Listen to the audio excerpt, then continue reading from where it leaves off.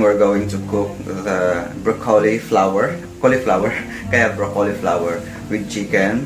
Actually, parang pinsan siya ng chop suey, pero iba to. Ibang version ko. Nodes version. Basta lutong may puso. Cooking with the heart. So, igigisa lang natin. Of course, first is yung mga matitigas gaya ng manok. And then yung sayote. And then saka na yung mga medyo maano na.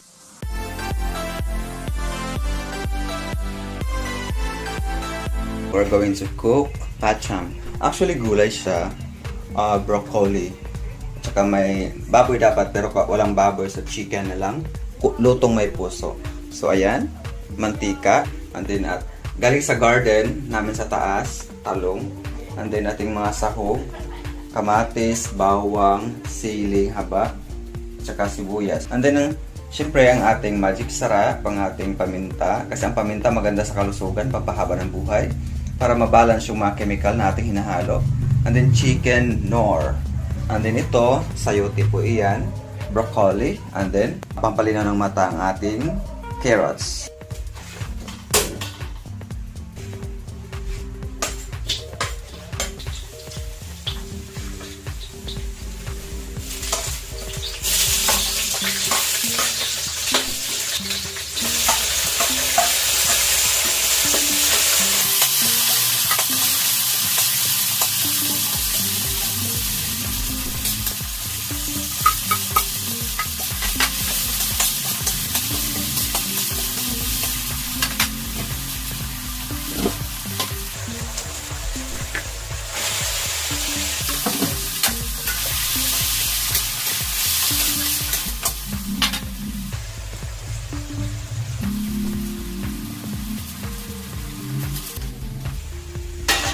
Baka nagtaka kayo kung bakit ang daming sahog.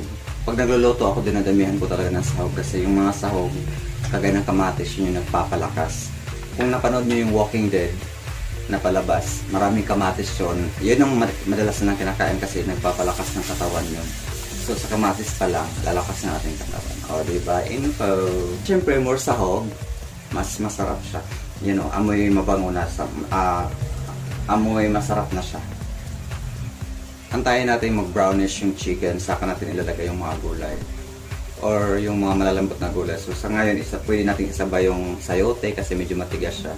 Pero mas masarap ang sayote pag medyo half cook lang siya. Malutong-lutong. Yun. Para may lasa ang ating manok.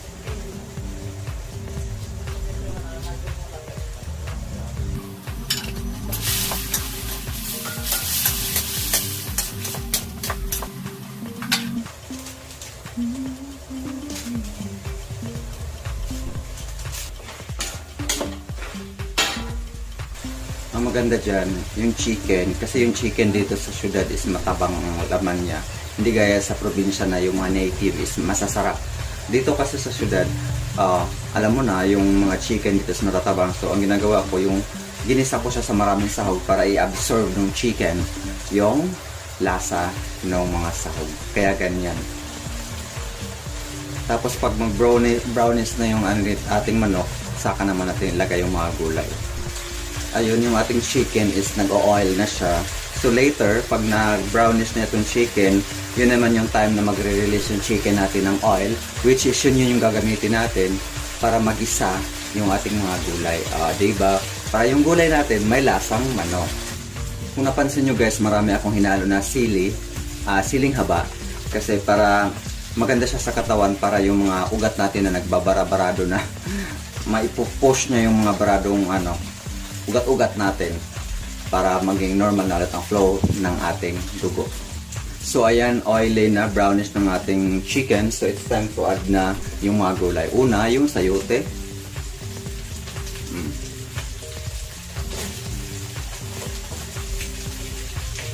Kinakamay ko na, naghugas naman ako last week.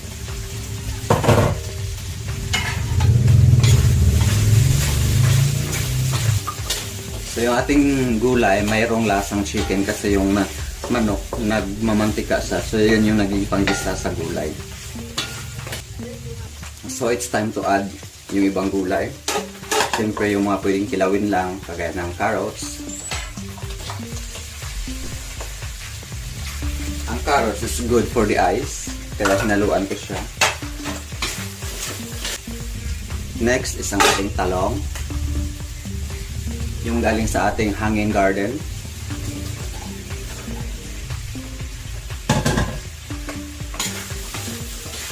Then ang ating broccoli. Ang broccoli is maganda sa katawan. Marami siyang mga nutrients na ating makukuha at vitamina para naman pampahaba ng ating buhay. Panlaban sa sakit, lalo na sa ating kidney.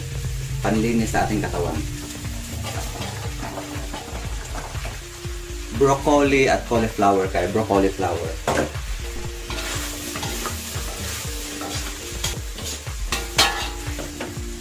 Ayun, kung napapansin nyo, hindi ganun ka-oily. So, time to add the Knorr cubes chicken.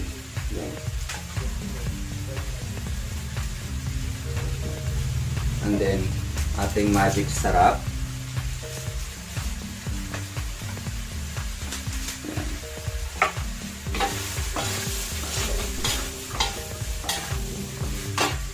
And then, toyo.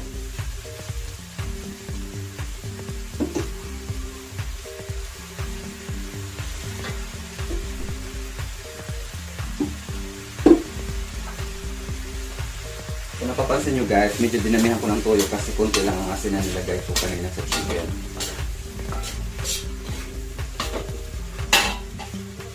Siyempre, lagyan natin ng konting tubig.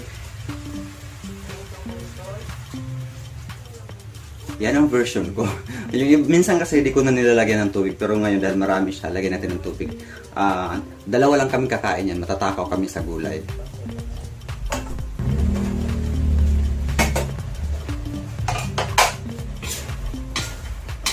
So yan guys, luto na siya.